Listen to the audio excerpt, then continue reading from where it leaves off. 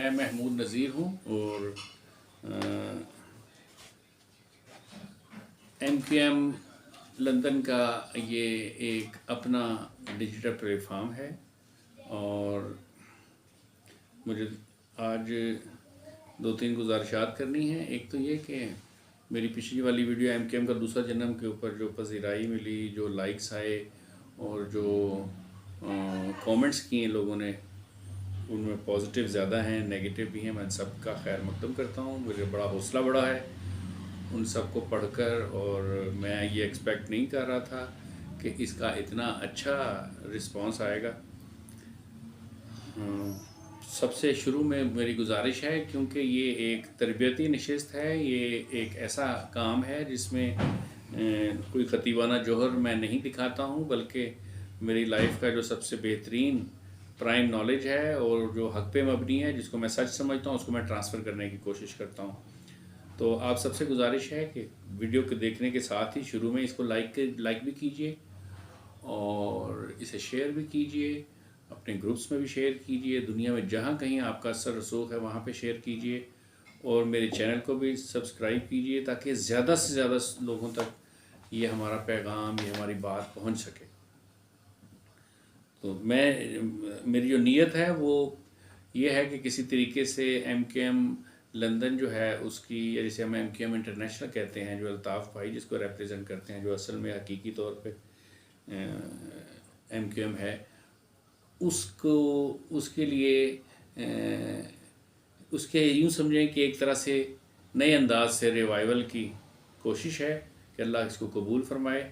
تو مجھے 10 لاکھ سبسکرائبرز چاہیے، تاکہ جیسے ہی میں کوئی بات کروں، اگر وہ ہمارے سب کی فوز و فلاح کے لیے اور بہتری کے لیے، اور کوئی تبدیلی، کوئی چینج ہمارے سوچ میں، خیال میں، شخصیت میں، کردار میں لا سکتی ہے، تو وہ زیادہ سے زیادہ لوگوں تک پہنچ جائے۔ میں سارے جتنے بھی آتے ہیں میرے پاس، میری عادت یہ ہے کہ میں سارے کامنٹس پڑھتا ہوں۔ تو ایک صاحب، میں نام نہیں لیتا ان کا، انہوں نے کامنٹس کیے۔ میں ظاہر انسان ہوں، انسان کو اچھی بری بات سے اچھا برا محسوس ہوتا ہے، مجھے بھی ہوتا ہے بشری تقاضوں کے مطابق۔ تو ایک صاحب نے لکھا کہ آپ کی باتیں تو ساری بہت اچھی ہیں، تو اس تحریک کا آغاز جو ہے مینار پاکستان لاہور سے کرتے ہیں، آپ اس کا آغاز کریں، اگر ہم کراچی سے کریں گے تو آپ کی پنجابی فوج جو ہے نا، میں سیدھی گولیاں مار دے گی۔ اس طرح کا مفہوم تھا، تعریف بھی کی انہوں نے، یہ بات بھی کی۔ تو اب ضرورت یہ ہے کہ میں اس کے اوپر تھوڑا سا وضاحت کروں کچھ چیزوں کی، کہ دیکھیں یہ جتنی بھی میں باتیں کر رہا ہوں، جو بھی میں پروگرام ویلاگز کر رہا ہوں، اس کا مقصد کوئی تحریک چلانا نہیں ہے۔ اب نا دنیا بدل گئی ہے، اب دنیا ڈیجیٹلائز ہو گئی ہے، بلکہ اس میں بھی اب یہ آخر کی طرف جا رہی ہے۔ اب ڈیجیٹلائزیشن سے بھی ہم آگے جا رہے ہیں۔ پہلے ہم اینالاگ میں تھے، پھر ہم ڈیجیٹلائز ہوئے ہیں۔ اب ڈیجیٹلائز کا بھی میگزیمم آپٹیمم ٹائم گزر گیا ہے، اب ہم ایک نئے ایرا میں داخل ہونے والے ہیں۔ لیکن کیونکہ اس کا تعلق بھی الیکٹرانکس سے ہے اور فزکس سے ہے اور پارشل فزکس سے ہے، تو میں اس کا یہاں پہ ذکر نہیں کرتا، کیونکہ ہمارا سبجیکٹ فزکس نہیں ہے۔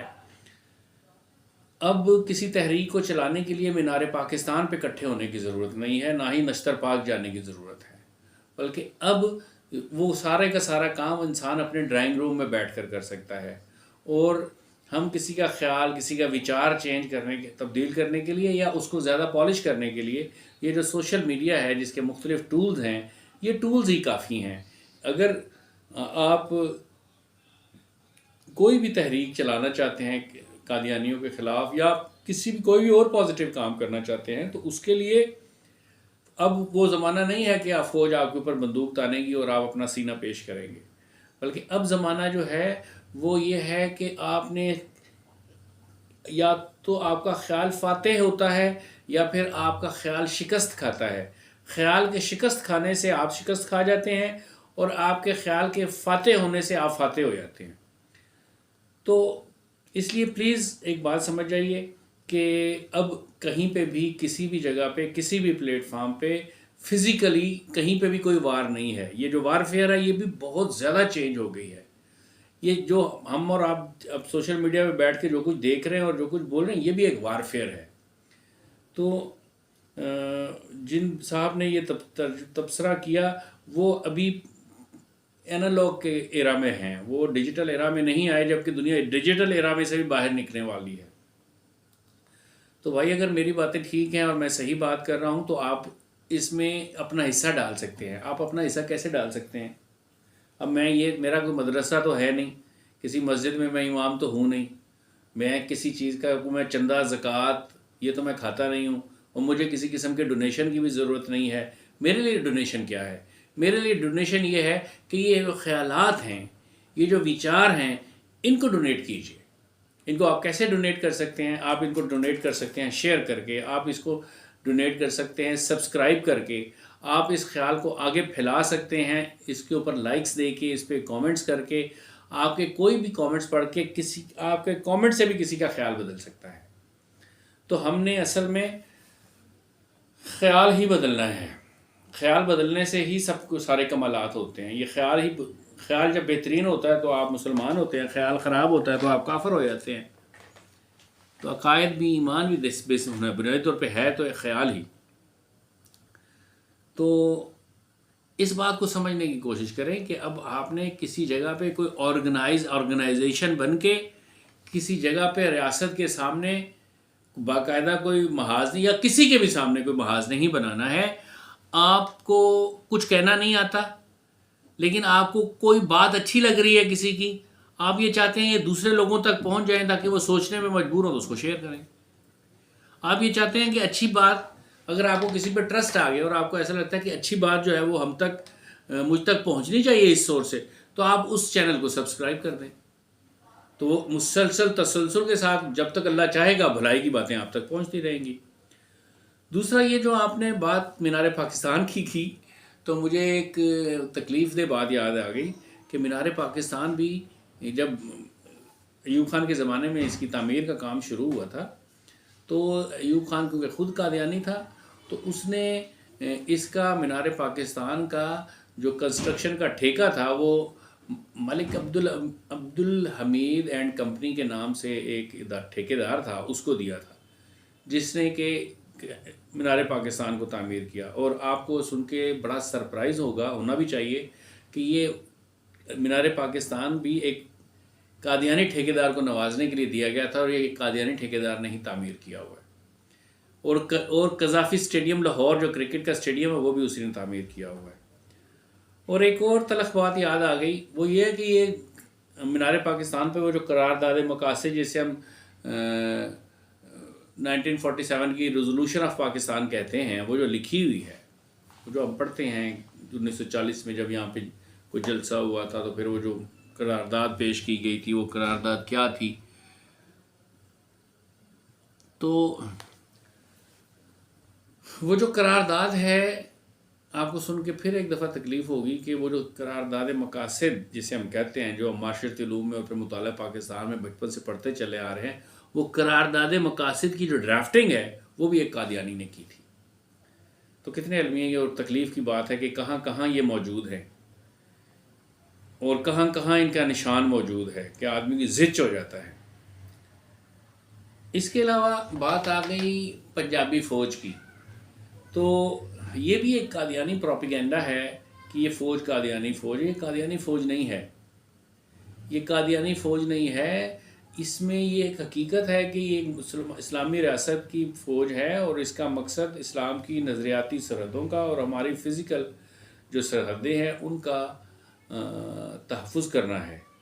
ہاں اس میں کچھ لوگ ایسے ہیں جن کے خیالات، جن کے نظریات جب مختلف ہوتے ہیں تو وہ اپنی اس کرسی کو، اپنے اس اختیار کو اس طور پہ استعمال کرنے کی کوشش کرتے ہیں۔ تو پاکستان کی فوج کو پنجابی فوج کہنا یہ ٹھیک نہیں ہے، یہ پنجابی فوج نہیں ہے۔ اور یہ جو خیال ہے، اس خیال کی بھی اصلاح کی ضرورت ہے کہ کیا ہم یہ کہہ سکتے ہیں کہ یہ پنجابی فوج ہے۔ تو میں ابھی تک جتنا فوج سے واقف ہوں اور جتنا میں یہ سمجھا ہوں اس کو، میں نے یہ دیکھا ہے کہ فوج جو ہے وہ کوئی پنجابی فوج نہیں ہے، وہ پورے پاکستان کی نمائندہ فوج ہے۔ اور اس کے علاوہ یہ کہنا چاہتا ہوں کہ الطاف حسین اصل میں ایک استعارہ ہے، ایک استعارہ ہے حقیقی سیاسی نقطہ نظر کا، ایک استعارہ ہے دبے ہوئے سپریسڈ لوگوں کی نمائندگی کا، ایک استعارہ ہے ایم کیو ایم کی پالیسی ایمپاور دی پیپل کا، یعنی کہ لوگوں کو بااختیار کرنے کا جو ان کا نعرہ ہے ہمارا، اس کا ایک استعارہ ہے الطاف حسین۔ تو الطاف حسین جو ہیں انہوں نے جو بنیادی کام کر دیا ہے پاکستان کی قوم کے لیے بالخصوص اور ملت اسلامیہ کے لیے بالعموم، وہ بہت بڑا ہے، وہ بہت ہی بڑا ہے۔ میں انشاءاللہ تعالی ابھی جیسے مجھے موقع ملتا ہے تو میں ایک کمپیریزن پیش کرنا چاہتا ہوں نیلسن مینڈیلا اور الطاف حسین کا۔ امید ہے ایک آدھے دن میں ہی وہ میں ویڈیو اپلوڈ کر دوں گا۔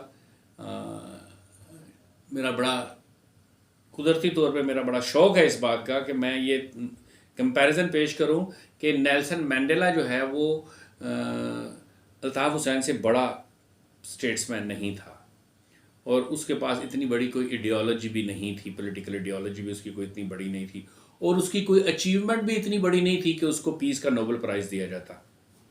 لیکن کیونکہ یہ انٹرنیشنل اسٹیبلشمنٹ کے ہاتھ میں ہوتا ہے، وہ جس کو چاہتے ہیں انسانوں کا رول ماڈل بنا دیتے ہیں۔ تو ایک بندے نے اپنی زندگی کے بہترین 27 سال جیل میں گزارے اور جیل میں رہ کر ایک تحریک چلائی، اور اس کے نتیجے میں وہ تحریک کا کوئی بہت بڑا مقصد بھی نہیں تھا، وہ وہاں پہ جو ایک تفریق تھی کالے اور گورے کی اس کے خلاف تھی، اور ایک اقلیت تھی گوروں کی جو ساؤتھ افریقہ کے اوپر قابض تھی، اور میجورٹی جو تھی وہ ان کی غلام تھی، ان کی رعایا تھی۔ لیکن وہ جو ڈسکریمنیشن تھا وہ اس کے اس تحریک کے چلانے کے بعد وہاں پہ پولیٹیکل حالات بدل جانے کے باوجود وہ جو ڈسکریمنیشن تھا، نسل پرستی کی جو بات تھی، نسلی تفریق اور تفاوت جو تھا، اس کو وہ ختم نہیں کر سکا۔ اس کے اوپر میں انشاءاللہ تفصیل سے بات کروں گا۔ تو میں بھائی کوئی تحریک نہیں چلا رہا، اور جو میں تحریک چلا رہا ہوں وہ میں اپنے چینل کے ذریعے ہی چلا رہا ہوں۔ وہ جو میں خیال تبدیل کرنا چاہتا ہوں وہ میں کر رہا ہوں۔ جب کوئی زہر میں بجھے ہوئے جملے لکھتا ہے یا بولتا ہے نا، تو اس کے سائیڈ ایفیکٹس محسوس ہونے لگ جاتے ہیں سونگھنے والوں کو۔ تو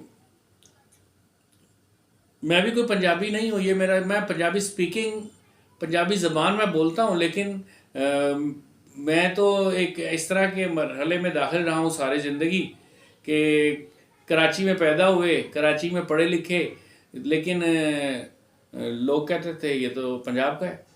اور جب پنجاب میں پڑھتے تھے، چھوٹی جماعت کلاسز پڑھتے تھے، تو ہمارے پرائمری اسکول میں مجھے میرا نام لے کے محمود کراچی والا کہہ کے بلاتے تھے۔ تو میرا ان کے بلانے کا طریقہ کار یہ تھا ہمارے استادوں کا۔ تو ہماری تو آئیڈینٹیفیکیشن سندھ میں جائیں تو سندھ والے نہیں مانتے، پنجاب میں آئیں تو پنجاب والے ہمیں سندھ والا سمجھتے ہیں۔ تو ہم تو بحران کی کیفیت میں زندگی ہم نے گزاری ہے۔ تو الطاف حسین کے فکر کو بیان کرنے میں، یا الطاف حسین کے نظریہ سیاست کو جس طرح کہ اس کو میں نے سمجھا ہے اس کو بیان کرنے میں، جو مجھ سے بن پڑے گا میں ضرور کروں گا، اور جو مجھ سے بن پا رہا ہے وہ میں کر گزر رہا ہوں۔ آج میرے ساتھ ایک اور بھی واقعہ پیش آیا کہ میرے ایک دوست ہیں، کہوٹا سے تعلق ہے ان کا، تو ان سے میری بات ہوئی تو وہ کہتے ہیں کہ وہ آپ نے تو ایم کیو ایم پہ ویڈیوز کرنی شروع کر دی ہیں۔ تو وہ میں نے دیکھی تھیں، تو وہ تو بڑی امپریسنگ تھیں، ان سے تو میں نے بڑا سیکھا ہے، اور وہ تو بڑی اچھی ویڈیوز تھیں۔ تو مجھے تو یہ سب کچھ ایم کیو ایم کے بارے میں پتہ ہی نہیں تھا۔ ایم کیو ایم کا خیال آنے کے ساتھ ہی فوراً دہشت گردی کا خیال آتا ہے، فوراً اسلحے کا خیال آتا ہے، اور فوراً قتل و غارت گری کا خیال آتا ہے، بوری بند لاشوں کا خیال آتا ہے، اور بھتہ خوری کا خیال آتا تھا۔ اور یہاں پہ تو سب لوگ ایسے ہی سوچتے ہیں۔ تو میں نے اس کے بعد 2-3 لوگوں کے سامنے بات ہو رہی تھی، تو میں نے کہا کہ بہتر یہ ہو کہ یہ جو کچھ ہو رہا ہے اس سے بہتر ہے کہ پاکستان پہ ایم کیو ایم کی گورنمنٹ بن جائے۔ تو لوگوں نے عجیب نظروں سے مجھے دیکھا اور خاموش رہے۔ تو لوگ تو سننا نہیں چاہتے اس بات کو۔ تو میں نے کہا کہ آپ نے بات کی، اس سے پہلے آپ نے بات سنی تو آپ کا خیال بدلا، کسی نے فورس تو نہیں کیا آپ کا خیال بدلنے کے لیے۔ آپ نے جب سیکھا، فیڈ بیک تھا آپ کے پاس، تو پھر آپ نے آگے بات کی۔ کسی نے سنی اور خاموش رہا تو کوئی بات نہیں، لیکن ایک بات تو ہوئی نا۔ تو کہنے لگے ہاں یہ بات تو صحیح ہے. تو میں نے کہا یہ خیال تبدیل کرنا ہی تو سب سے اہم کام ہے.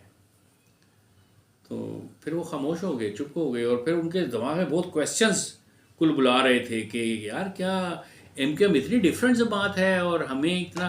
میں نے کہا بھائی اس وقت ریاست کا ٹی وی ایک ہی تھا، پی ٹی وی تھا، اور اخبارات بھی اتنا سچ نہیں بولتے تھے. تو جو اصل سیلینٹ فیچرز تھے ایم کیو ایم کے وہ تو پتہ ہی نہیں چل سکے پاکستان کے عوام کو. اور وہ ہمارے ہاں پہ جو بڑے طاقتور لوگ تھے وہ یہ چاہتے بھی نہیں تھے، پولیٹیکل بڑی بڑی فورسز یہ نہیں چاہتی تھی کہ یہ فکر جو ہے نا کراچی سے نکلے اور کابل تک پہنچ جائے، اور پھر سارے لوگ کہیں غریب غریب کو ہی ووٹ دے گا، اور سارے ادھر غریب بیٹھے ہوتے سادے سادے کپڑے پہن کے اسمبلیز میں. کوئی صرف موٹر سائیکل پہ آیا ہوتا، کوئی رکشے میں آیا ہوتا، کوئی پیدل ہی آیا ہوتا، کسی بس میں بیٹھ کے میٹرو پہ بیٹھ کے اسلام آباد پہنچا ہوتا اور وہاں سے پیدل اسمبلی میں آیا ہوتا. تو وہ تو یہ نہیں چاہتے نا کہ یہ لوگ آگے ادھر بیٹھ جائیں. تو کافی فرق پڑا. مجھے خوشی ہوئی یہ سب کچھ دیکھ کر کہ ان کو بہتر لگا، لیکن مجھے بھی ریزسٹنس کا سامنا ہے. لوگ مجھے کہتے ہیں کہ آپ تو صحیح العقیدہ سنی ہیں، آپ تو بریلوی مکتبہ فکر کے ہیں. ہاں بالکل میں ہوں. آپ تو اعلیٰ حضرت کو ماننے والے میں. ہاں بالکل میں ہوں. دیکھیں کوئی مانے یا نہ مانے یہ ایک حقیقت ہے کہ جتنے بھی ہمارے لوگ جو ہجرت کر کے آئے ہیں، مہاجر جو بھی ہندوستان سے پاکستان آئے ہیں، وہ اردو سپیکنگ تھے، وہ مالباری تھے، وہ بنگالیز تھے، وہ گجراتی تھے، وہ میمن تھے. یہ سب کے سب ان میں غالب ترین اکثریت جو ہے وہ صحیح العقیدہ سنی ہے اور اعلیٰ حضرت سے بہت محبت کرنے والی اور ان کو فالو کرنے والی ہے. ان کی فالوئنگ ہے بہت بڑی اعلیٰ حضرت کی اردو سپیکنگ لوگوں میں. تو میرے ایک دوست ہیں بڑے اچھے، وہ کمپیوٹر کا کام کرتے ہیں. تو کبھی کبھار ایسے ہوتا ہے کہ میں آج کل تو ان کو زیادہ تنگ کر رہا ہوں. یہ جو میں اپنی ویڈیوز کے تھمب نیلز جو ہیں نا وہ ان سے بنواتا ہوں.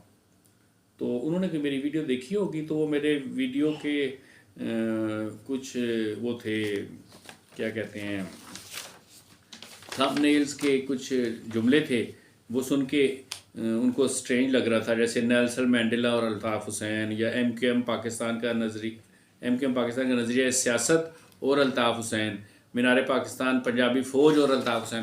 تو انہوں نے کہا یہ آپ کس طرف چلے گئے ہیں، یہ آپ کیا کر رہے ہیں، یہ کس قسم کی ویڈیوز کر رہے ہیں آپ. بہت پڑھا لکھا شخص، بہت دیندار، بہت بھلی سوچ والا آدمی، مجھ سے بہت زیادہ محبت کرتے ہیں، لیکن ان کے بھی کانسیپٹس کلیئر نہیں ہیں. تو عام آدمی نہیں ہے کہ جن کو میں نظر انداز کر دوں اور ان کو کوئی جواب نہ دوں اور اوائڈ کروں اور کہوں کہ آپ اس موضوع پہ بات نہ کرو. تو مجھے ریزسٹنس کا سامنا ہے.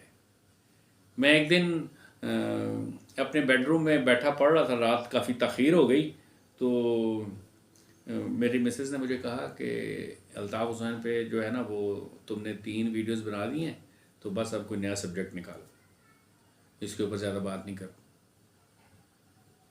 تو یہ ایک فیئر ہے، ہم عام پاکستانیوں کے دماغ میں ایک فیئر ہے، ایک خوف ہے ایم کیو ایم کے حوالے سے. یہ والا خوف کسی کو پیپلز پارٹی سے کیوں نہیں ہے؟ یہ والا خوف کسی کو اے این پی سے کیوں نہیں ہے؟ یہ والا خوف کسی کو جو ہے وہ ٹی ایل پی سے کیوں نہیں ہے؟ کیونکہ ان کا سافٹ امیج بنایا گیا ہے اور ایم کیو ایم کا سافٹ امیج ختم کرنے کی کوشش کی گئی ہے، اور بڑی تواتر کے ساتھ بہت بڑی ریاستی طاقت کے ذریعے وہ اپنے ریاست نے بہت سارے وسائل خرچ کیے ہیں ماضی میں، آج سے 30-40 سال پہلے اس کو ختم کرنے میں. حقیقت یہ ہے کہ شاید ایم کیو ایم والوں کو بھی صحیح معلوم نہیں ہے کہ پاکستان میں جو سب سے بدترین ماشاء اللہ کا دور تھا وہ ضیاء الحق کا دور تھا، اور ضیاء الحق کے اس بدترین دور میں سب سے زیادہ ٹف ٹائم جس نے دیا ہے ضیاء الحق کو اور اس کے رجیم کو، وہ سارے بھی ٹف مہاجرین تھے. تب وہ ایم کیو ایم کے پلیٹ فارم پہ نہیں تھے، لیکن تھے تو وہ لوگ اردو سپیکنگ لوگ ہی تھے نا، جو مائیگریٹ کر کے آئے ہوئے تھے. تو مجھے بڑا صدمہ ہوا. میں تقریباً 30-35-40 منٹ بالکل سن بیٹھا رہا اپنی کرسی کے اوپر، اور میں نے سوچا کہ میں اس کو کیا جواب دوں، میں اس کو کیا کہوں، میں اس کو کیسے سکھاؤں، میں اسے کیسے بتاؤں کہ میرے لیے ایم کیو ایم کیا ہے، میں اس کو کیسے بتاؤں کہ یہ پاکستان کی یہ لاسٹ ہوپ ہے اور ہماری ہائی ہوپس ہیں ایم کیو ایم سے. اس کو کیسے پتہ چلے گا کہ مسلم لیگ یا پیپلز پارٹی یا اس کی طرح کی اور جتنی بھی سیاسی جماعتیں ہیں، میں پورے پاکستان کی تقریباً ساری سیاسی جماعتوں کے اوپر ایک اپنی تجزیاتی رائے رکھتا ہوں، اور میں ایک صرف تعارف کرواتا ہوں، اسے آپ کو اندازہ ہوگا کہ ایسے میں ہوا میں بات نہیں کر رہا۔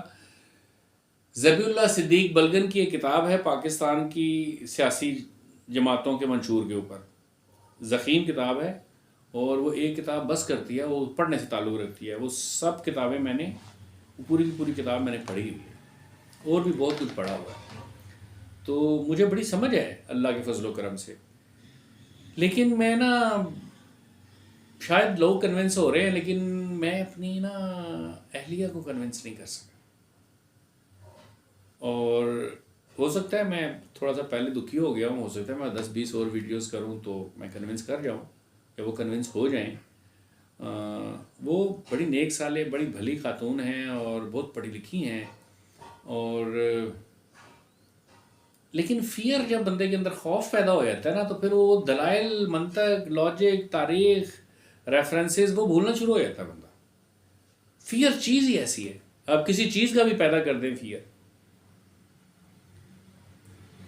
اسی طرح مجھے آج جب تھم نیلز میں تیار کر رہا تھا، تو اس وقت مجھے ایک جھٹکا لگا کہ وہ شخص جو میرے سامنے کبھی بولتا ہی نہیں ہے، بہت ہی بھلا آدمی، جو میں کہتا ہوں وہ کرتے جاتے ہیں، تو انہوں نے مجھے یہ کہا، آپ یہ کیا کام کر رہے ہیں، یہ آپ ایم کیو ایم کیوں اور الطاف حسین پہ کیوں ویڈیوز کر رہے ہیں؟ مطلب یہ تو خدشے لوگ نہیں ہیں، یہ پاکستان کے خیر خواہ لوگ نہیں ہیں۔ اگر الطاف حسین پاکستان کا خیر خواہ نہیں ہے، اگر ایم کیو ایم پاکستان کا خیر خواہ نہیں، جماعت نہیں ہے، تو پھر مجھے بتائیں نا کہ کون ہے پاکستان کا خیر خواہ؟ کیا مسلم لیگ، جس کے کتنے ٹکڑے ہوئے ہیں اور جس کے دامن پہ کتنے سارے داغ ہیں، بدنما داغ ہیں، جس کا دامن چھلنی ہے بد کرداری کی وجہ سے، کیا وہ جو ہے کوئی ہائی ہوپس ہمیں اس سے ہو سکتی ہیں؟ نہیں ہو سکتی۔ آپ ہیں ہماری پورے پاکستان کی ہائی ہوپس۔ ہائی ہوپس ہماری آنے والی نسل کی آپ سے ہے۔ اصل کام یہ، آپ میں امید ہے کہ جنہوں نے کامنٹس کیے، وہ میں جس انداز میں بات کروں ان کو وہ برا نہیں منائیں گے، میرے پاس بھی کوئی ہارڈ فیلنگز نہیں ہیں۔ بات یہ ہے کہ یہ جو آپ کے اندر ایک انرجی ہے نا فوج کے اوپر تنقید کرنے کی، یہ جو آپ کے اندر ایک انرجی ہے نا کہ آپ نے مجھے پنجابی کہا، تو یہ تو الطاف حسین بھائی کی آئیڈیالوجی کے خلاف ہے نا، کہ متحدہ قومی موومنٹ کا مطلب کیا ہے؟ متحدہ قومی موومنٹ کا مطلب یہ ہے نا کہ ہر کسی زبان کے بولنے والے پاکستان کے پسے ہوئے لوگوں کی ریپریزنٹیٹیو جماعت ہے وہ۔ تو آپ کے پاس یہ جو انرجی ہے نا، جس انرجی کے تحت وہ ہمارے پروفیسر تھے، جب وہ انگلش لٹریچر میں ماسٹرز کر رہا تھا، تو ہمارے پروفیسر نیاز محمد قریشی صاحب، گیتا بھون بلڈنگ میں ان کا کالج تھا، اللہ انہیں غریق رحمت کرے، وہ فرمایا کرتے تھے کہ کسی کو بولتے ہوئے دیکھتے نا، بہت بولتا تھا، تو اسے کہتے تھے ڈونٹ ویسٹ یور انرجی، کہ جب تم بولتے ہو تو تمہاری انرجی ویسٹ ہوتی ہے، بڑے مخصوص انداز میں۔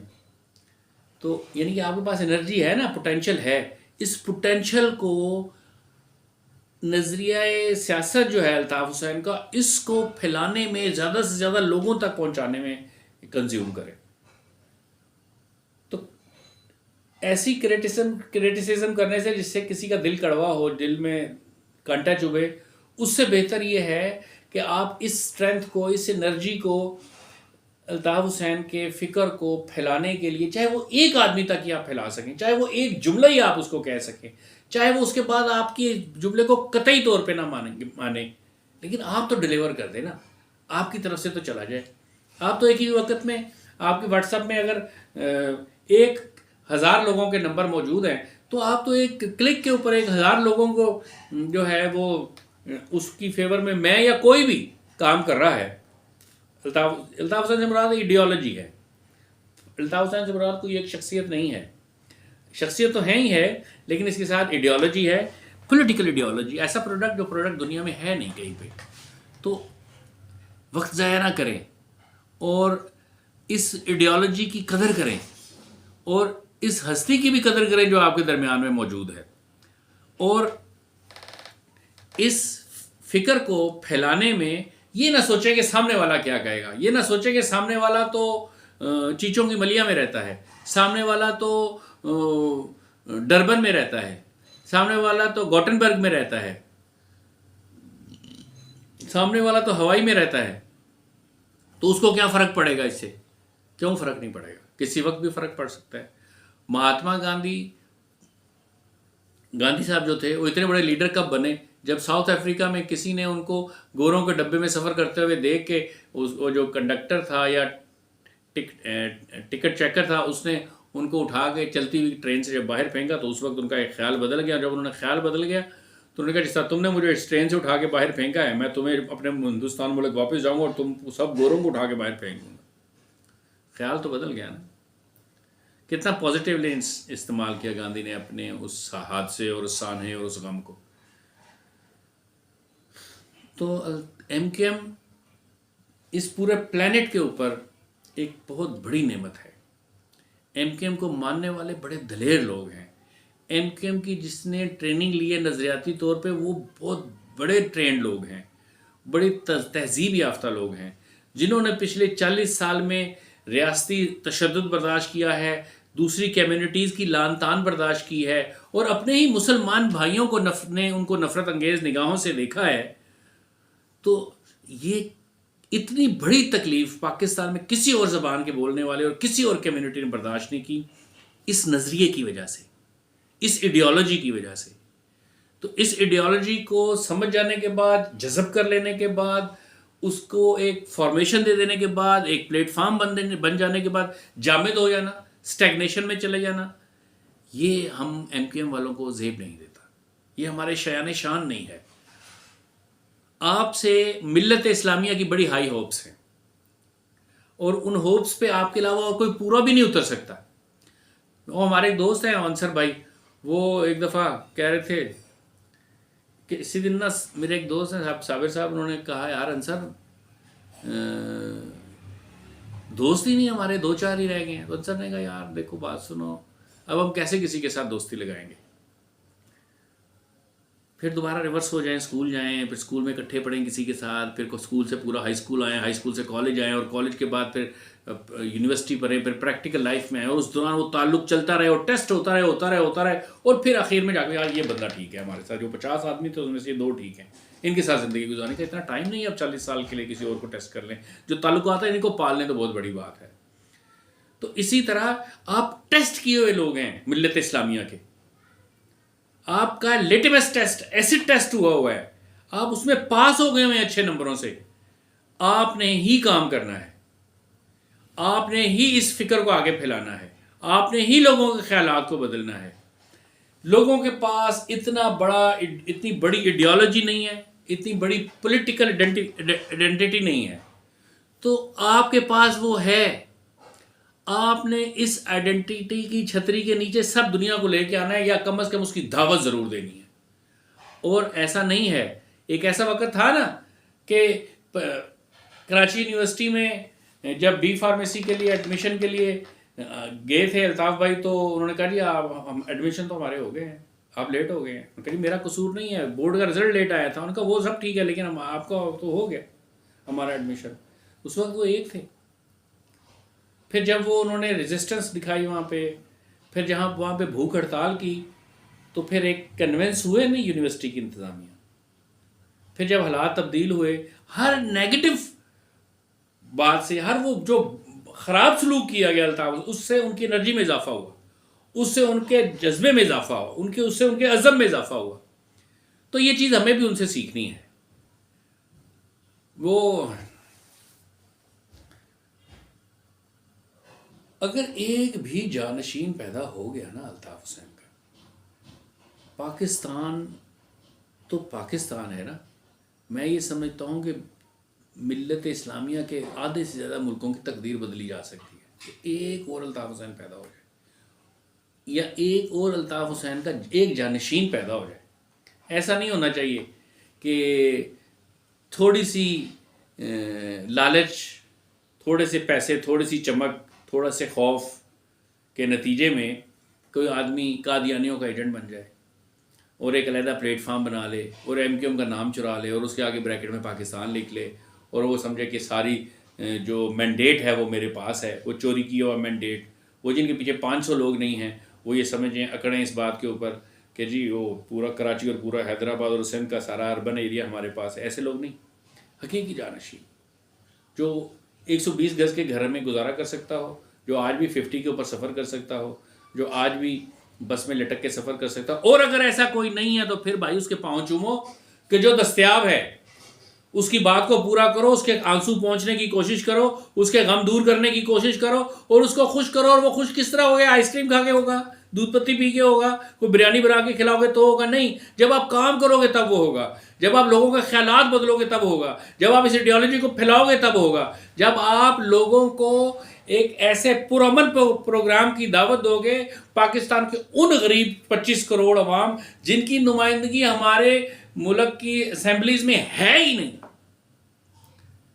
جب آپ ان کے زخموں پہ پھایا رکھو گے, جب آپ ان کو پیاسوں کو پانی پیش کرو گے اور بھوکوں کو کھانا کھلاؤ گے اور ان کو ایک نیا نظریہ دے کے بھیجو گے, ان کی سوچ کی غربت کو دور کرو گے, تو اس مسیحا کے چہرے پہ مسکراہٹ آئے گی, جو تب اس کے دل سے دعائیں نکلیں گی, تب اس کی آنکھوں میں چمک پیدا ہوگی.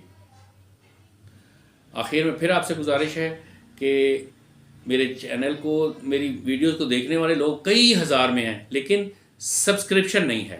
سبسکرائب ضرور کریں چینل کو, لائکس کر رہے ہیں, شیئر کر رہے ہیں, شکریہ, لیکن سبسکرائب بھی کریں. 10 لاکھ سبسکرائبرز چاہیے. ایک بڑا پروگرام ہے, ایک بڑا پروجیکٹ ہے, ایک بڑی جدوجہد ہے جو آپ نے کرنی ہے, جو آپ نے کرنی ہے, اور اس پلیٹ فارم کے ذریعے کرنی ہے. میرے حصے کا کام تو بہت چھوٹا سا ہے. اصل کام تو اللہ جس سے چاہے گا وہ اسی سے لے گا. اللہ جس سے چاہتا ہے اس سے دین کا کام لے لیتا ہے. اور آخر میں ایک اور بات بتاؤں آپ کو, اصل میں دین کا کام یہی ہے. وہ کام جو آپ پولیٹیکلی کر رہے ہیں, جو آپ جس طریقے سے آپ پولیٹیکلی ایکٹیو ہیں, اور جس ایڈیالوجی کو آپ مان رہے ہیں, اور جس ایڈیالوجی کے اوپر آپ کا ایمان ہے, اور جس ایڈیالوجی نے آپ کو ایک پلیٹ فارم فراہم کر دیا ہے, یہی اصل میں اس کے اوپر سٹرگل کرنے دین کا کام ہے. یہ اللہ اور اللہ کے رسول کو راضی کرنے کا طریقہ ہے.